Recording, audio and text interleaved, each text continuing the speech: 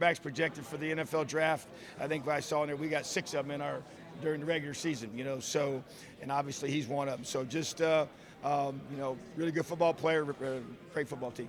Tom, what type of answers did you get from your linebacker depth during the spring, and what answers are you still looking for moving forward? Yeah, I think you have the 2 guys that have established themselves, with Sammy and Wade, and then Jeremiah coming in new. He's a guy that did a lot of really good things this spring, and want to continue to see him grow and develop, and he has. He's had a tremendous offseason.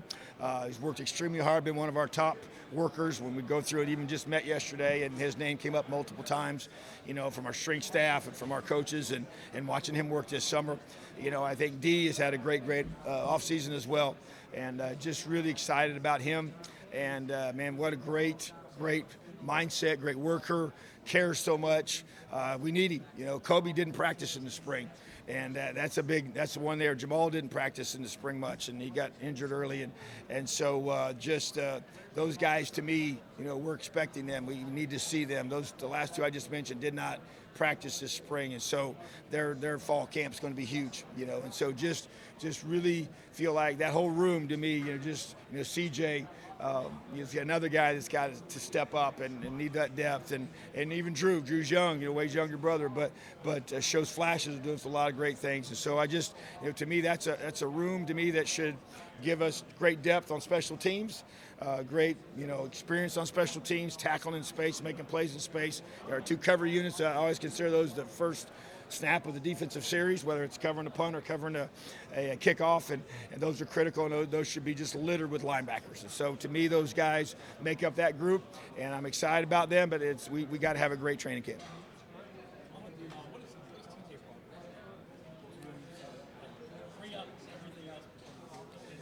Well, when you have a guy on one edge, that creates disruption, that affects the quarterback, that without question is a guy that the opposing team has to have a plan for. That's huge, and that affects everybody else. You only have so many linemen. You can help those linemen with the tight end, you can help them with the running back, and schematically, or the quarterback can just try to throw off of him. So, but bottom line is that kind of player, creates, an adjustment by the offense. And so then we have a plan to be able to react to that, and so had a similar situation a year ago with a young man that they had to do that with. And so it allows you to be able to structurally do some things, and you try to use that to your advantage, and also you try to get them to be able to they're going to have to block them, and so hopefully they're going to feel like they got to take more than just one guy to block them. Well, if you do that, then that affects and frees up other guys, so I just think that it's a situation where he's a great player.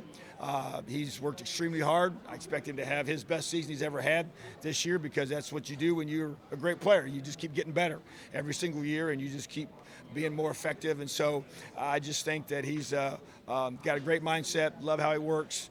I love how he handles himself.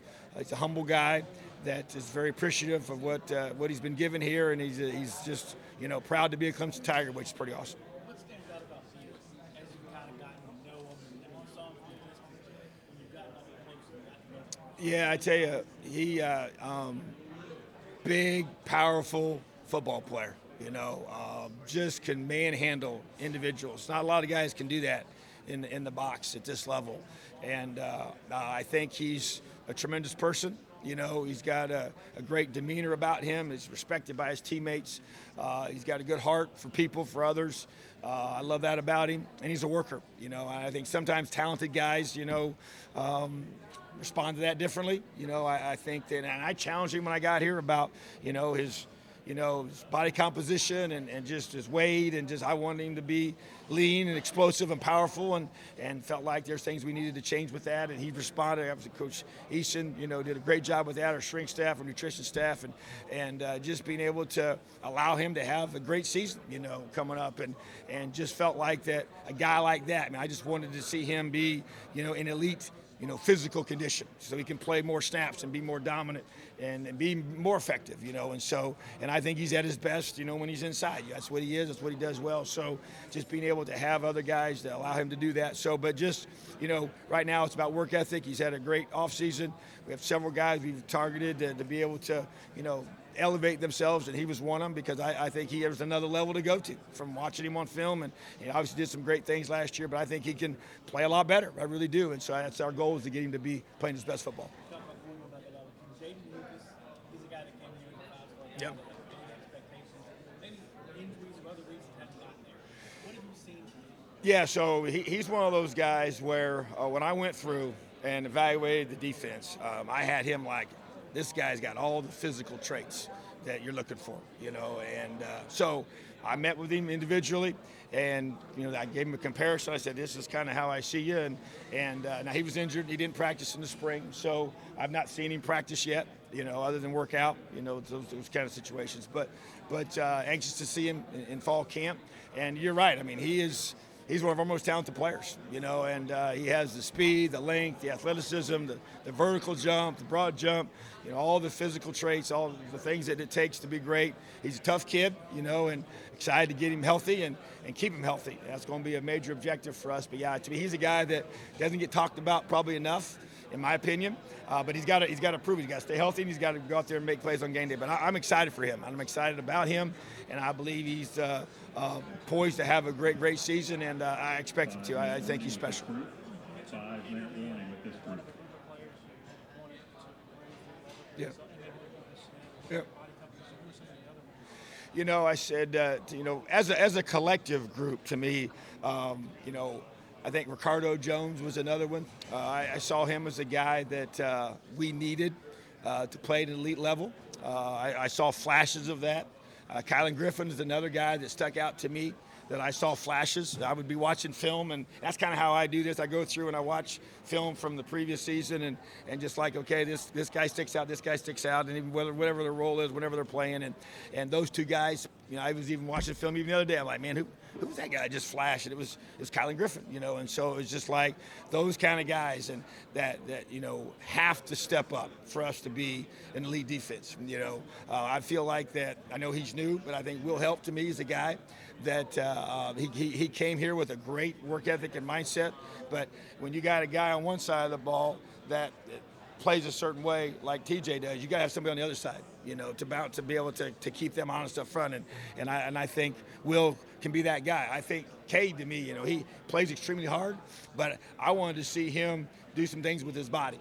I wanted to be able to get him bigger and stronger and be a guy that's made more plays, because his efforts is always there. But I want to see him be more productive, because that's where this all comes to me is that when you've got a defense where they just can't focus on certain guys. Where you just got a whole unit that no matter who we put in there, they're going to be somebody they got to handle, they got to deal with. And so I think even K-Park, to me, is the guy that.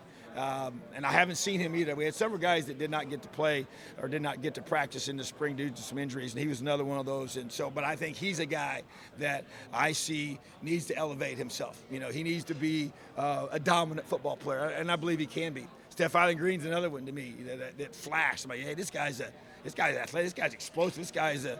He's got some different twitch to him, and to me, he's another one that stuck out to me on film. And there were several, and that's what I guess it excited me about this group, that I feel like that there's another level to go to, and that all sounds great, and we got to do it, and so that's where it's about. It's not about the potential that they think that you might have or what someone thinks you can do. It's hey, I want to hear, and Coach said it yesterday, which was an awesome way to say it. It's the only articles that matter are the ones that are written about how you just perform, not the articles written about what you can do or what people think you can do or what we even as coaches think you can do. I want to know what you just did. And so how do you do that? You do it by having great daily habits. And you do that by responding to coaches challenging you. Say, hey, I see this in you. And so that's one thing I try to do, just pulling guys in. And when I had my one-on-one meetings with them, just to be able to say, hey, this is what I see that you can become. It's up to you to get there. And so those are several guys that I saw that out of. So our biggest question about the back end of this defense? Probably that's probably the least proven. We got more guys in the box that have probably been productive and made plays. The safety position would be the one that kind of sticks out. I think Khalil Barnes, to me, can be as good as he wants to be. You know, he's our most versatile guy, can play a lot of positions, can play the high safety position, can play the tiger, which is the nickel, could even play corner if he needed to. But he's a versatile guy, but he's one guy, you know, and he's another guy I challenge because I feel like, you know, his ceiling is still, there's more for him to go to as a player, and he's responded, and that's been awesome to see. Worked extremely hard this summer, and I think Ronan Hannafin's another one. You know, I know he had limited reps a year ago at the safety position, moving over from wide receiver. Got a ton of reps in the spring. This fall camp's going to be massive for him to get him ready by game one. Already mentioned Ricardo, already mentioned Kylan. I think several guys there. Those guys that came out of spring ball as our kind of our top four. Other guys are right in the mix. I mean, then there's guys breathing down their necks and on their heels and forcing them to just have to work every day because it's all about competition for me. And there's really no set positions right now. Guys got to earn it, you know, during practice. But that probably the one position that sticks out the most would be safety. It's the least proven. But I do think that the talent is there. We just got to do a great job as coaches, and the players got to respond to be able to be in position. And when they get in those positions to make plays, they got to make them.